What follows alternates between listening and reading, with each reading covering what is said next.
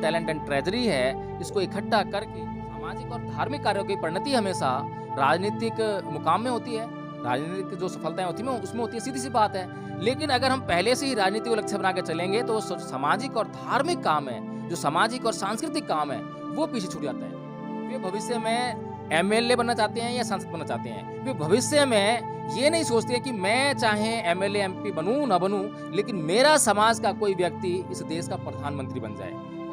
मेरे अंदर तो छल कपट है, और छल कपट के साथ में ही मैं दूसरे से मिल रहा हूँ कि आइए भैया एक प्लेटफॉर्म पे खड़वाते हैं। मेरे अंदर छल कपट है, दूसरे के अंदर छल कपट है, तीसरे के अंदर छल कपट है। हम सारे लोग एक प्लेटफॉर्म पे तो आ गए हैं, लेकिन सबके अंदर छल कपट है कि जैसे ही मौका मिलता है तो मैं हीरो बनूंगा, मैं नायक बनूंगा, मैं इस देश का प्रधानमंत्री बनूंगा। इस तरह की भावनाएं जो है मतलब लेकर जो है जब चलेंगे तो वो जो है कब विस्फोट हो जाए और कब संगठन टूट जाए, कोई भरोसा नहीं। आज इस टाइम पे इस समाज के इस टाइम टैलेंट और ट्रेजरी को इकट्ठा होना बहुत जरूरी है। अगर आज ये इकट्ठा हो जाए तो आने वाले 2024 में इस समाज का प्रधानमंत्री निश्चित बनेगा। इस तरीके से काम कर लिया, क्योंकि महाराष्ट्र के लोग भी बोलते थे कि हो सकत नहीं, और आज मैं फिर दिखाई जाए कि हो सकत नहीं। लेकिन मुझे जो है ये लक्ष्य है, जितना दूर दिखाई देता है उतना ही पास दिखाई देता है। मुझे कुछ भी कारण ऐसा नज़र नहीं आता है कि हम जो है आने वाले 2024 के चुनाव में उसमें हम अपना प्रधानमंत्री नहीं बना सकते।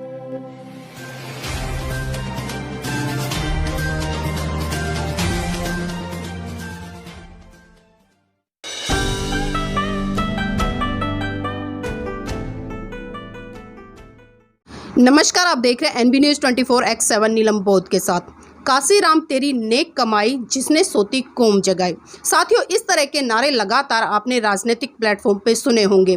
जिस तरह से मैं कुछ 2-4 नारों को लेकर मैं चर्चा करूंगी, उसके बाद मैं विषय पर आऊंगी। जिस तरह से लगातार हम मंचों के माध्यम से या रैलियों के माध्यम से सुनते हैं कि जिसकी जितनी संख्या भारी उसकी उतने भागीदारी, इस तरह के नारों को देने वाले साहब मान्यवर काशीराम जी, जिन्होंने साथियों बहुजन समाज पार्टी की स्थापना की, DS4 की स्थापना की, और इसी के साथ साथ में एक ऐसा आंदोलन इस देश में उन्होंने चलाया जिससे कि बहुजन समाज सत्ता के गलियारों तक पहुंचने में सफल रहा।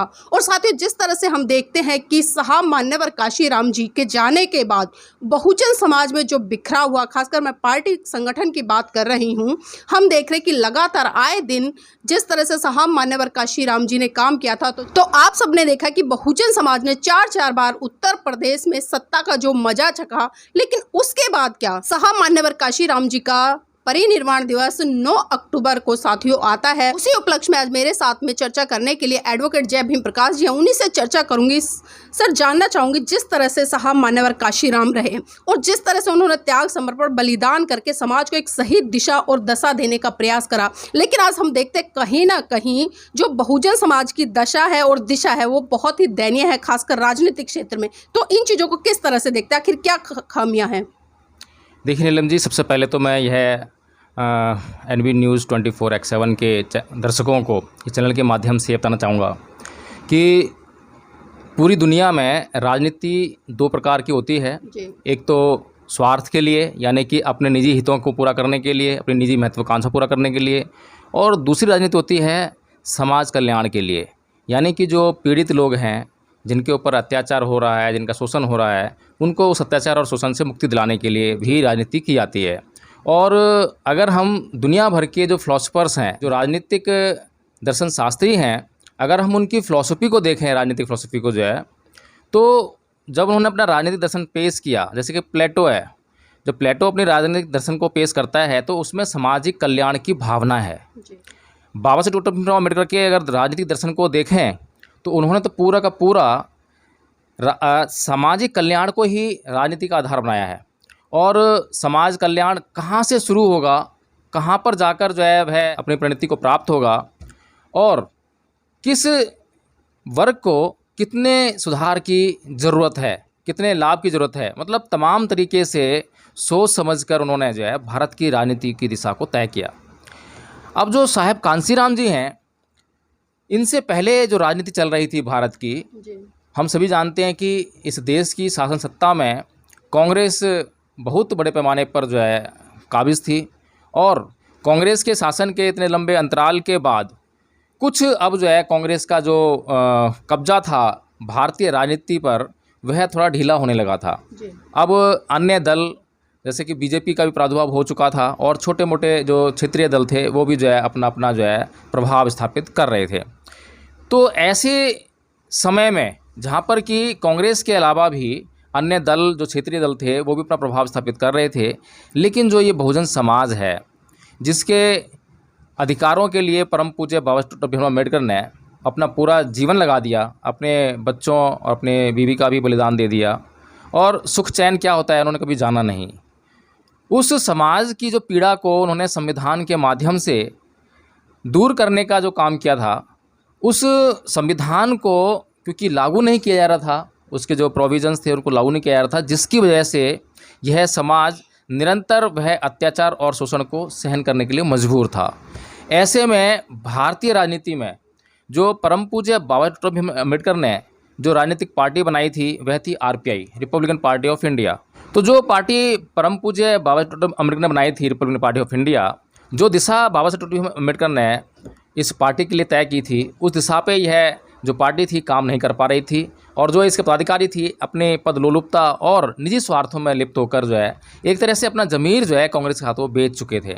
ऐसे में प्रादुर्भाव होता है मान्यवर साहेब कांशीराम जी का, और जब मान्यवर साहेब कांशीराम जी ने अपने जो भारत की जो राजनीति में जब कदम रखा तो किसी को यह आभास भी नहीं था कि यह शख्स आगे चलकर इस देश की राजनीति में आमूल चूल भूचाल ला देगा, ऐसा परिवर्तन करके दिखाएगा जो तबका ये बहुजन समाज इसको कोई सोच भी नहीं सकता था। जबकि महाराष्ट्र के लोग ये बोला करते थे कि ये हो सकत नहीं, कि यह अंबेडकर की जो विचारधारा है इसके आधार पर हम एमएलए और एमपी नहीं बन सकते हैं।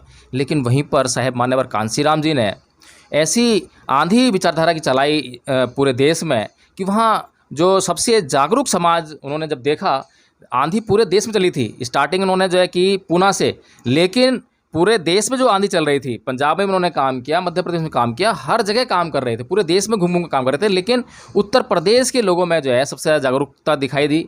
शायद वहाँ पर सबसे ज़्यादा पीड़ा रही होगी उस समाज को जो है, और वहाँ पर जो है उनके अथक प्रयासों से 4 बार बहुजन समाज पार्टी सत्ता में आई और उस समाज ने, जिसको कि कोई सोच भी नहीं सकता था कि यह अपना कोई एमएलए भी बना सकता है, इस विचारधारा पर चलकर वहाँ पर मुख्यमंत्री बनाने का काम मान्यवर साहेब कांशीराम जी ने किया। तो नीलम जी, लेकिन उस 4 बार मुख्यमंत्री बनने के बाद अगला जो लक्ष्य था वो प्रधानमंत्री बनने का था कि यह समाज बहुत जल्दी जो है प्रधानमंत्री बन जाएगा। लेकिन पत्रकारों ने जैसे कि उनसे पूछा था कि मान्यवर साहेब कांशीराम जी, आपने जो है 10 साल का लक्ष्य रखा था अपना जो है राजनीतिक सफलता का, लेकिन आपको सफलता जो है 5 साल पहले ही मिल गई है, जल्दी मिल गई है। तो मान्यवर कांशीराम जी ने कहा था कि हाँ, ये सफलता तो जल्दी मिल गई है, लेकिन ये इस समाज के लिए सुखदायक नहीं है, दुखदायक साबित होगी। क्योंकि जो गर्भवती महिला समय से पूर्व बच्चे को जन्म दे देती है तो उसमें जच्चा और बच्चा जो है दोनों ही खतरे में होते हैं। इस प्रकार से आज हम देखते हैं कि जिस तरीके से समाज को तैयार होना चाहिए था राजनीति के लिए, वह समाज जो है राजनीति के लिए उतनी अच्छी तरीके से तैयार नहीं हो पाया। लेकिन सबसे महत्वपूर्ण काम जो आज भी सरदर्दी बना हुआ है, वह वर्ग जिसके पास समय, पैसा और टैलेंट यानी कि योग्यता, ये तीनों चीज़ें जिस वर्ग के पास हैं, यानी पढ़ा लिखा वर्ग, नौकरी पेशा वर्ग जो सरकारी नौकरियों में जो है, उसको जो है इकट्ठा करने का काम मान्यवर साहेब कांशीराम जी ने बामसेव का संगठन बनाकर किया। और इस संगठन ने वास्तव में किस तरीके से साहेब मान्यवर कांशीराम जी ने इन लोगों को इकट्ठा किया होगा, ये बड़ा ताज्जुब का विषय है। क्योंकि आज भी मतलब मैं खुद भी कई लोगों से कई बार चर्चा करता हूँ, बातचीत करता हूँ, और कई बार मैंने भी जोड़ने का प्रयास किया, लेकिन वे लोग जो हैं काफ़ी मतलब बहुत तेज़ तर्रार समझते हैं अपने आप को, और अपने आप को एक्सक्लूसिव बुद्धिजीवी समझते हैं कि बस मैं ही बुद्धिजीवी हूँ, मेरे आगे कोई बुद्धिजीवी है ही नहीं। और हर किसी के पास अपनी एक फिलॉसफी है। और चाटुकारिता और चापलूसी ये आज बहुजन समाज में बहुत ज़्यादा देखने को मिलती है, जिसके कारण आज यह समाज अपनी जिस स्थिति से इसने राजनीति शुरू की थी, पुनः उसी स्थिति की तरफ जो है वापस आता हमें दिखाई देता है। हाँ, बिल्कुल सर, आपने एक बात बहुत अच्छी कही है यहाँ पर, जो एक मैं की भावना है। मैं की भावना अक्सर हम देख रहे हैं, और क्योंकि हम मंचों के माध्यम से भी देखते हैं, बहुत सारी मीटिंग्स होती है, कार्यक्रम होते हैं, उसमें हमें अक्सर मंचों पे ये चीज़ें दिखाई देती हैं। लेकिन सर साथ साथ मैं ये भी जानना चाहूँ, क्योंकि आज जितने भी चाहे वक्तागण कह लूँ या बुद्धिजीवी लोग कह लूँ या जो भी धार्मिक संगठन है, राजनीतिक संगठन है, सामाजिक संगठन, मैं उनके नेतृत्व कार्यकर्ताओं की बात करूं तो मैं ये जानना चाहूंगी कि जिस तरह से हम देख रहे हैं कि हर कोई मैं को लेके उलझा हुआ है, हम में क्यों नहीं है? देखिए नीलम जी, वो विरले ही लोग होते हैं जो हर तरह के व्यक्ति को जो है संगठन की जो माला होती है उसमें प्रो लेते हैं। और साहब कांसीराम जी ने उस समय पता नहीं किस तरीके से काम कर लिया, क्योंकि महाराष्ट्र के लोग भी बोलते थे कि हो जी। सकत नाही, हो सकत नाही, और आज हमें फिर दिखाई दे रहा है कि हो सकत नाही, हो सकत नाही। लेकिन मुझे जो है ये लक्ष्य है, जितना दूर दिखाई देता है उतना ही पास दिखाई देता है। मुझे कुछ भी कारण ऐसा नज़र नहीं आता है कि हम जो है आने वाले 2024 के चुनाव में अगर अभी से अपने प्रयास करें, मिलजुल कर प्रयास करें, तो आने वाले जो 2024 के चुनाव होंगे उसमें हम अपना प्रधानमंत्री नहीं बना सकते। ऐसा मुझे कुछ भी दिखाई नहीं देता। कारण बड़ा स्पष्ट है। जब मान्यवर कांसीराम जी ने अपना कार्य शुरू किया तो उसमें तमाम साधनों से जूझते हुए साहब कांसीराम जी ने इस समाज को सत्ता में लाने का काम किया। उनके पास जो सबसे बड़ी जो समस्या थी, प्रचार का जो माध्यम था, वो उनके पास बिल्कुल भी नहीं था, बल्कि प्रचार के तमाम माध्यम उनके खिलाफ थे। ऐसे में और इतना बड़ा कार्य करके दिखाना वास्तव में बहुत मतलब जो है सरप्राइजिंग है, बहुत आश्चर्यजनक है। लेकिन आज हमारे पास सोशल मीडिया के रूप में एक ऐसा प्लेटफॉर्म है जिसके माध्यम से हम बहुत जल्दी कुछ भी कर सकते हैं। कुछ भी मतलब आज अगर हम कोई प्लानिंग कर रहे हैं तो उसको बहुत जल्दी से, बहुत शीघ्रता से उसको हासिल कर सकते हैं। लेकिन ज़रूरत इस बात की है कि आज जो टाइम, टैलेंट और ट्रेजरी है, ये जिनके पास है, वे लोग जो हैं एक ही दिशा में सोच नहीं पा रहे हैं। आज इस सोशल मीडिया के माध्यम से बहुत से लोगों को बहुत तवज्जो मिली है, हीरोइज़्म आ गया है, लोग उनके पीछे उनके अनुयायी बनने लगे हैं। जी। और जब उनके अनुयायी बनने लगे हैं तो हर एक इस टाइम, टैलेंट और ट्रेजरी के प्रभुत्व वाले व्यक्ति को ऐसा लगने लगा है कि वह हीरो है, जी। वह वन मैन आर्मी है, वह जो चाहे वह कर सकता है, उसको किसी की ज़रूरत नहीं है।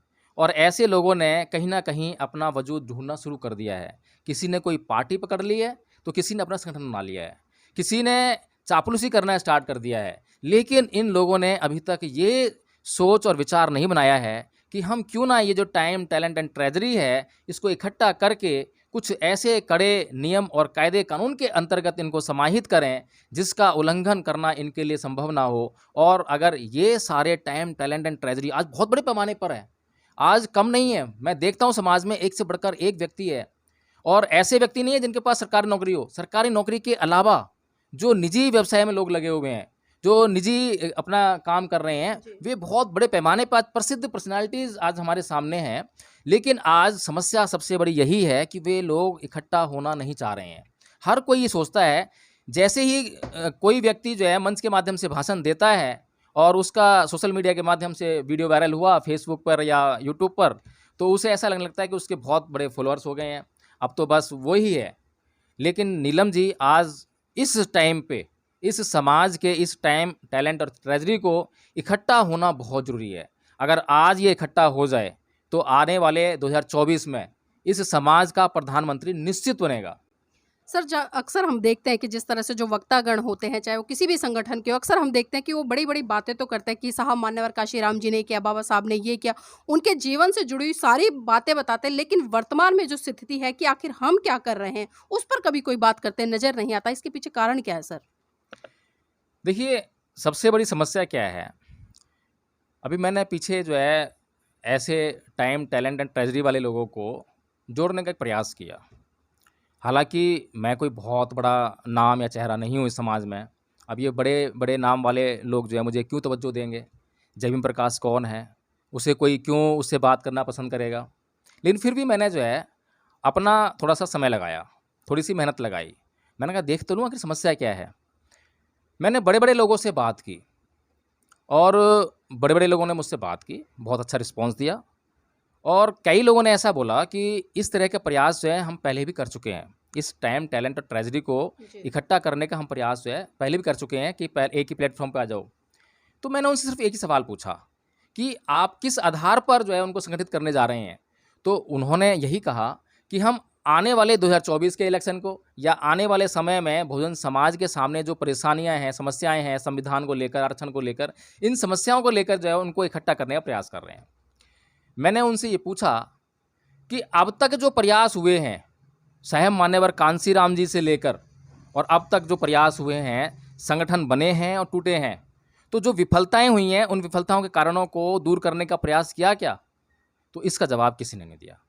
तो नीलम जी, सबसे बड़ी समस्या ये है कि हमारे पास इतिहास है। इतिहास का महत्व क्या है?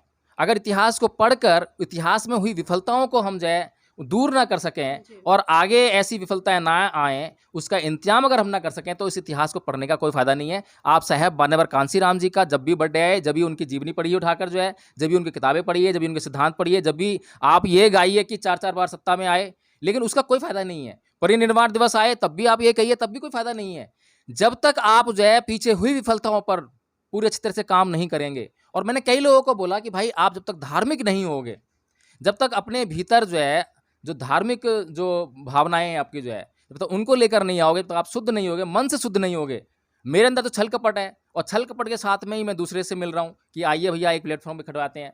मेरे अंदर छल कपट है, दूसरे के अंदर छल कपट है, तीसरे के अंदर छल कपट है। हम सारे लोग एक प्लेटफॉर्म पे तो आ गए हैं, लेकिन सबके अंदर छल कपट है कि जैसे ही मौका मिलता है तो मैं हीरो बनूंगा, मैं नायक बनूंगा, मैं इस देश का प्रधानमंत्री बनूंगा, मैं इस देश में इस देश का जो है ईश्वर बनूंगा। इस तरह की भावनाएं जो है मतलब लेकर जो है जब चलेंगे, तो वो जो है कब विस्फोट हो जाए और कब वह संगठन टूट जाए, कोई भरोसा नहीं है। इसलिए सबसे महत्वपूर्ण चीज़ ये है कि जो हमारे महापुरुषों ने हमें मार्ग दिखाया है, बुद्ध का मार्ग दिखाया है, और बुद्ध इस बात पर चित्त पर काम करते हैं, मन पे जो वश करना है, मन पे जो नियंत्रण करना है, उस पर काम करते हैं। और अगर हम अपने दुश्मन संगठन को देखें, दुश्मन मैं इसलिए बोल रहा हूँ क्योंकि हमारे जो हित हैं उनके विपरीत जाके वो काम करता है, इसलिए मैं उसको कह रहा हूँ। अगर हम उससे सबक लें तो वो क्या कर रहा है, उसके भीतर से पैदा हुआ एक एक कार्यकर्ता पूरे त्याग, समर्पण और बलिदान की जो भट्टी है, उसमें से तप कर निकल कर बाहर आता है। और उसमें देखते हैं कि किसी के लिए कोई गुंजाइश नहीं है, स्वयं से वो समर्पण करने के लिए तैयार होता है। लेकिन यहाँ पर हम देखते हैं कि जो बड़े-बड़े लीडर्स आज हम देखते हैं समाज में, बहुत बड़े-बड़े वक्ता देखते हैं, उनके अंदर त्याग, समर्पण, बलिदान की ज़रा-सी भी गुंजाइश नहीं दिखाई देती है। बल्कि वे उसको जो उन्होंने हासिल किया है, वो जो फ़ेम और नेम हासिल किया है, उसको वो अपने लिए यूज़ करना चाहते हैं। वे भविष्य में एमएलए बनना चाहते हैं या सांसद बनना चाहते हैं। वे भविष्य में ये नहीं सोचते हैं कि मैं चाहे एमएलए, एमपी बनूँ ना बनूँ, लेकिन मेरा समाज का कोई व्यक्ति इस देश का प्रधानमंत्री बन जाए। वो ऐसी भावना को जो है अपने मन में लेकर इकट्ठे होने का प्रयास नहीं करते हैं। सर, आखिरी सवाल आपसे लेना चाहूँगी, जिस तरह से आपने संगठनों की बात करी, जो हीरोइज़्म चेहरे हैं समाज में, उनकी बात करी, तो जानना चाहूँगी जिस प्लेटफ़ॉर्म की बात कर रहे हैं या एक संगठन बनाने की बात कर रहे हैं, वो संगठन बीएसपी के समर्थन में काम करने के लिए तैयार रहेगा या फिर उसका कोई अपना उद्देश्य है? देखिए नीलम जी, संगठन तो तमाम हैं, लाखों संगठन हैं इस देश में, लेकिन वो संगठन जो हैं पद प्रतिष्ठा वाले हैं, पदलोलुपता वाले हैं।